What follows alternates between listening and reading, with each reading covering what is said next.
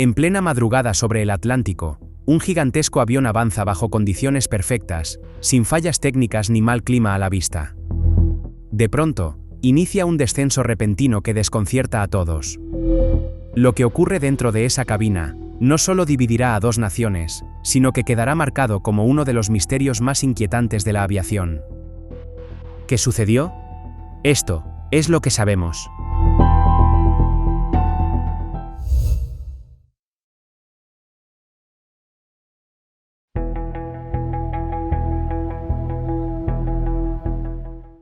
...31 de octubre de 1999. Nuestra historia de hoy tiene lugar en el Aeropuerto Internacional John F. Kennedy de Nueva York, donde a la medianoche la luna llena ilumina una noche fría. En ese año, sus terminales recibieron a más de 32 millones de pasajeros, y sus pistas vieron despegar y aterrizar más de 340.000 vuelos. En una de sus plataformas, el personal de tierra atiende a un Boeing 767-300ER de Egypt Air, bautizado Tutmosis III en honor a un faraón egipcio de la dinastía 18. Este avión, el número 282 construido de su modelo, había sido entregado nuevo a la aerolínea el 26 de septiembre de 1989, y acumulaba 33.219 horas de vuelo y 7.556 ciclos de despegue y aterrizaje. Está equipado con dos motores Pratt & Whitney 4060, y representa una versión alargada y de mayor alcance del Boeing 767 estándar. El vuelo 990 de Egypt Air tiene como ruta desde el Aeropuerto Internacional de Los Ángeles hasta el Aeropuerto Internacional de El Cairo, realizando una escala técnica en el Aeropuerto Internacional John F. Kennedy de Nueva York para repostar y cargar mercancía. Con una duración de casi 11 horas hasta Egipto, la normativa de la aerolínea exige llevar dos tripulaciones completas.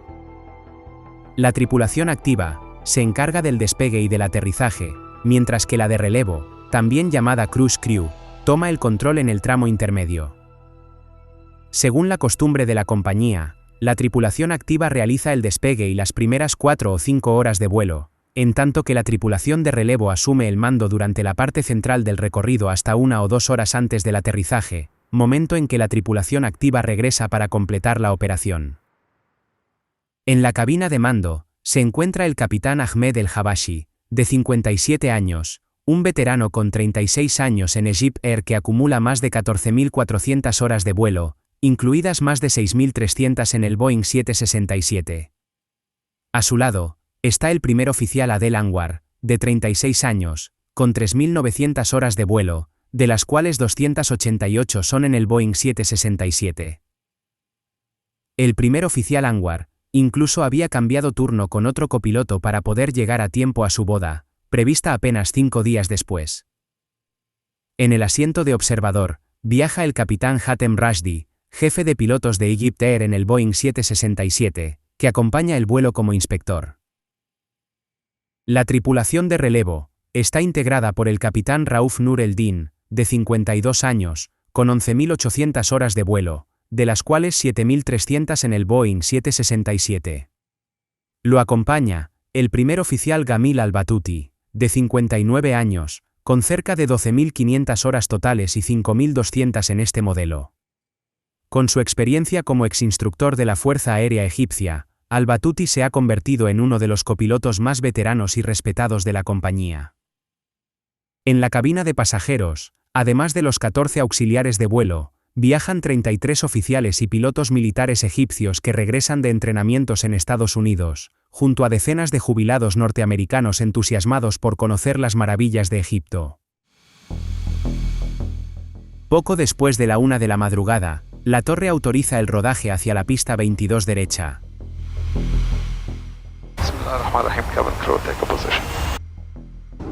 Tras la oración tradicional, los motores alcanzan potencia y el Boeing 767 inicia su carrera de despegue.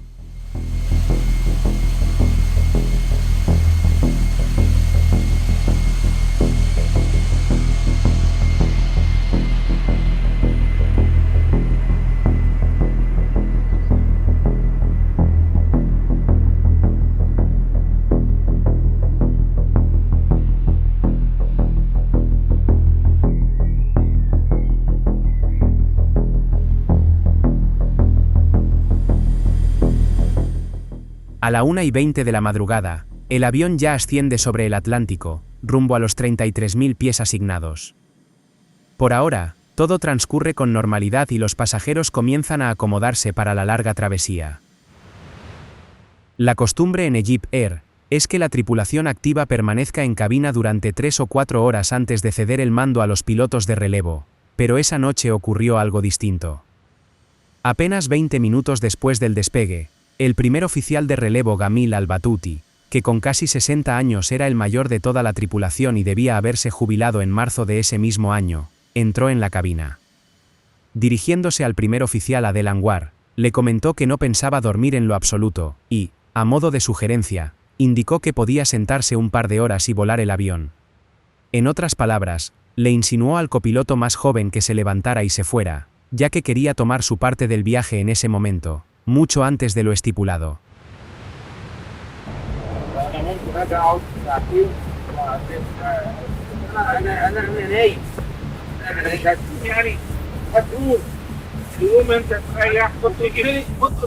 La discusión continúa, con el primer oficial Anwar incómodo por un cambio de mando tan anticipado.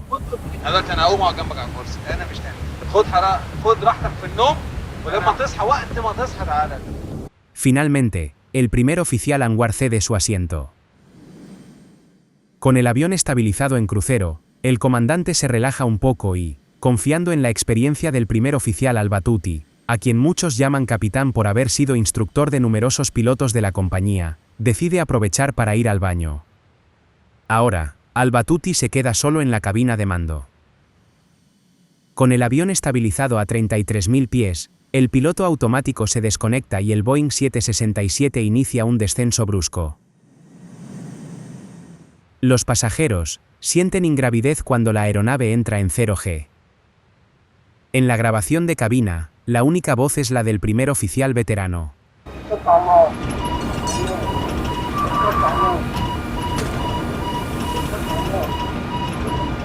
16 segundos después, el capitán El Habashi regresa a la cabina luchando contra la desorientación que provoca la gravedad cero. Alarmado, le grita a su colega. El capitán despliega los aerofrenos y tira con fuerza de la columna. El descenso se frena, y el avión llega a ascender nuevamente hasta unos 7.500 metros, pero las violentas maniobras someten a la estructura a tensiones extremas.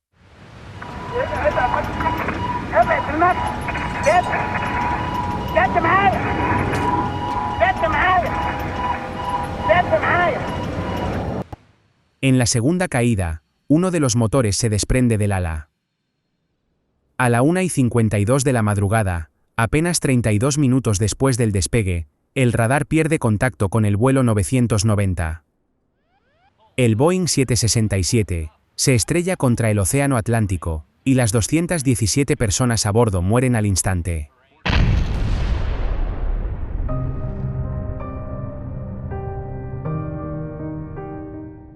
Tras el impacto, la magnitud de la tragedia dejó a 2 naciones sumidas en el luto, pero junto con el dolor surgió también una pregunta inevitable.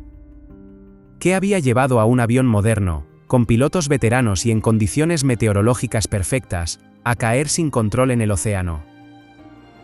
La búsqueda de la verdad desencadenaría una de las investigaciones más polémicas de la aviación moderna, marcada por teorías opuestas y conclusiones que hasta hoy siguen generando debate.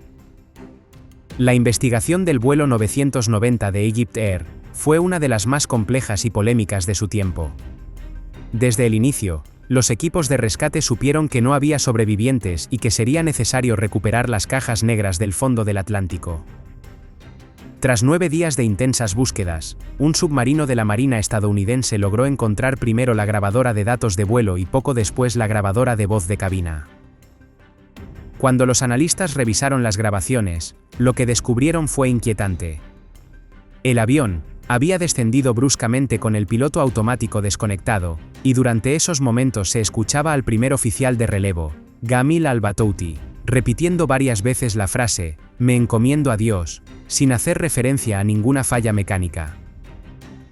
Los registros mostraban que el capitán intentó recuperar el control, desplegó aerofrenos y tiró con fuerza de la columna de mando, pero sus esfuerzos resultaron inútiles. Para la NTSB de Estados Unidos, la conclusión fue clara. El accidente fue provocado deliberadamente por Al-Batouti.